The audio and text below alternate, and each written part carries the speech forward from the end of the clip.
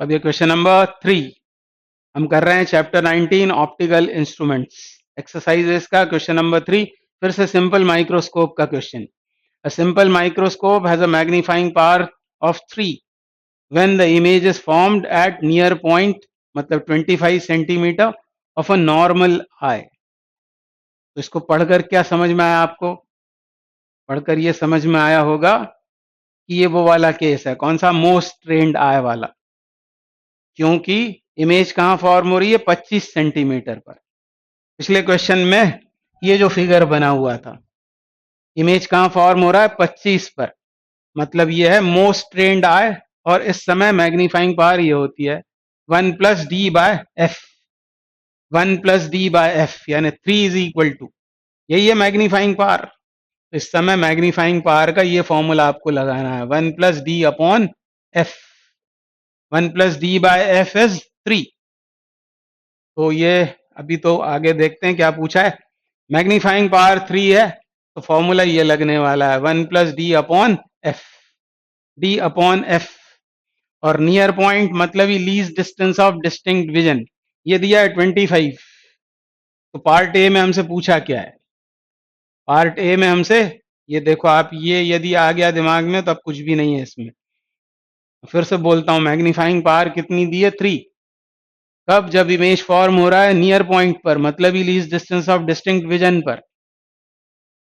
तो हमको बताना क्या है पार्ट ए में? What is the focal length, मतलब एफ निकालना है। आगे इसको सॉल्व कर दो, ये उधर गया तो ये हुआ 2, ये हुआ 25, ये एफ, तो ये एफ बराबर हो गया 12.5। 12.5 प्लस या माइनस? प्लस में ही आएगा, यानी लेंस यूज कौन सा है? वो है कॉन्वेक्स। सिंपल माइक्रोस्कोप में कॉन्वेक्स लेंस यूज होता है, सिंगल कॉन्वेक्स लेंस। और आंसर आएगा किसमें? सेंटीमीटर में। सेंटीमीटर में आंसर आएगा।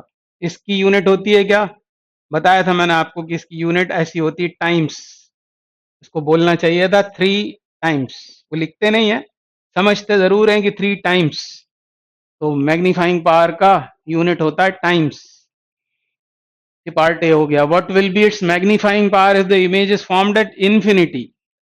और इमेज जब इन्फिनिटी पर फॉर्म होती है तब उसे क्या कहते हैं? Normal setting.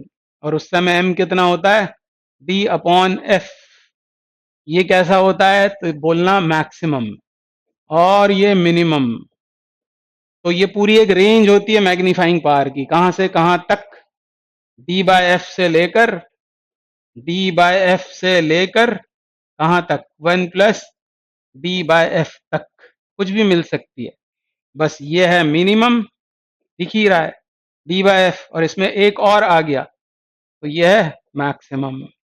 तो ये पूरी एक रेंज होती है मैग्नीफाइंग पावर की, कुछ भी हो सकती है मैग्नीफाइंग पावर। तो फिर what will be it's magnifying power if the image is formed at infinity, मतलब हमको क्या करना है? ये निकालना है मैग्नीफाइंग पावर। डी कितना है? दिया हुआ है 25, और फोकल लेंथ अभी आपने निकाली 12.5, ये कितना आ गया? 2। और आपकी इच्छा हो तो यहाँ पर ऐसा साइन लगा देना, मतलब क्वेश्चन गलत हो गया ऐसा नहीं है, ये है 2 टाइम्स। तो ये इस क्वेश्चन के 2 आंसर्स हो गए। तो यदि आप उसको थ्योरेटिकली अच्छे से समझोगे चीजों को तो फिर कुछ भी नहीं होता। ये क्या सवाल नीट में नहीं आ सकता है? कुछ बच्चे बोलते हैं, पूछ रहे हैं मुझे कि एचसी वर्मा क्या हमको सॉल्व करनी चाहिए? क्यों नहीं करनी चाहिए? फिजिक्स की किताब है और आपको फिजिक्स की परीक्षा देनी है, तो वो तो जितना आप आगे रहोगे, जितना ज्यादा पढ़कर जाओगे उतना फायदा है। वो 45 क्वेश्चन करने हैं। लोग बोलते हैं बड़े आसान क्वेश्चन आते हैं, मेरे ख्याल से पूरे 45 करना, 45 मिनट में करना, और बाकी क्वेश्चंस की भीड़ में जूलॉजी, बॉटनी और केमिस्ट्री के साथ उस बंद कमरे में 45 क्वेश्चन 45 मिनट में कर डालना, ये तो अपने आप में बहुत बड़ी बात है।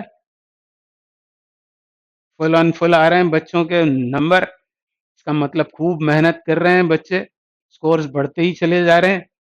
तो हम क्यों पीछे रहें? हम भी इस तैयारी से जाएं कि 45 क्वेश्चन 45 मिनट में हमसे बन जाएं।